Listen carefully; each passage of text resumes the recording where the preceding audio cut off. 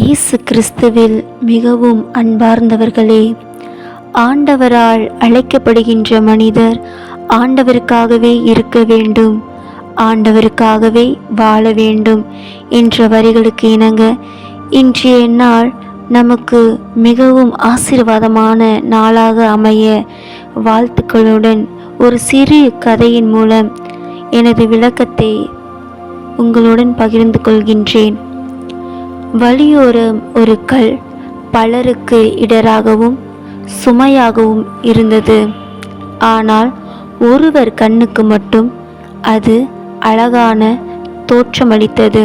எனவே அதன் அருகில் சென்று அதை தொட்டு ஒரு அழகிய சிற்பமாக உருவாக்கினார். மீண்டும் பலரும் அந்த வழியோரம் கடந்து சென்றனர்.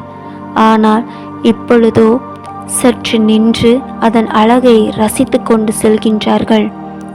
ஒருவர் மட்டும் அந்த சிற்பியிடம் கேட்டார், எங்களுக்கு இடராகவும் சுமையாகவும் இருந்த கல் உங்களுக்கு எப்படி ஒரு அழகான சிற்பமாக தோன்றியது என்று கேட்டார். அதற்கு அவர், நான் அதன் வெளி தோற்றத்தை பார்க்கவில்லை, அதன் உள்ளே இருக்கும் ஒரு உயிரை பார்த்தேன் என்றார்.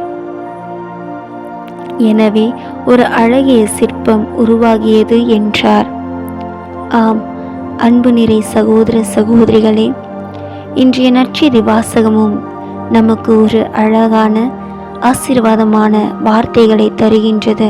அதாவது, அஞ்சாதீர்கள், கலங்காதீர், நான் தான் என்ற வார்த்தை ஆசீர்வாதமான வார்த்தையாக நாம் பார்க்க வேண்டும். காரணம், கலங்கி போன நேரங்கள், அஞ்சாதீர், கலங்காதீர், நான் உன்னோடு இருக்கின்றேன். பிரச்சனை இருக்கும் என்றார், அதில் கடவுள் இருக்கின்றார், அவர் என்னை மீட்டெடுப்பார். பிரச்சனைகள், துன்பங்கள் என்பது நாம் கண்ணீர் விடுவதற்காக இல்லை, கடவுள் நம்முடன் இருக்கின்றார் என்ற நம்பிக்கையை நமக்கு ஆசீர்வாதமான வார்த்தையாக இருக்கும் என்பதை உணர வேண்டும் என்பதற்காகவே தான். நம்மளுடைய வாழ்க்கையில் சந்தோஷம் இருந்தால் எதுவும் இல்லை, அதுவே துன்பம், பிரச்சனைகள், கண்ணீர் வந்தால் கோயில் கோயிலாக ஓடி போவோம். சற்று மாற்றிதான் பார்ப்போமே. துன்பங்களும் துயரங்களும் நம்மை இறைவன் அருகில் கொண்டு செல்லதான் என்பதை உணர்வோமே. பேதுரு நம்பிக்கை குன்றியவராய் இருந்தார். எனவே சற்று கால்கள் தடுமாறினாலும் ஆண்டவரின் கரம் அவரை அணைத்து அவருடன் இணைத்தது.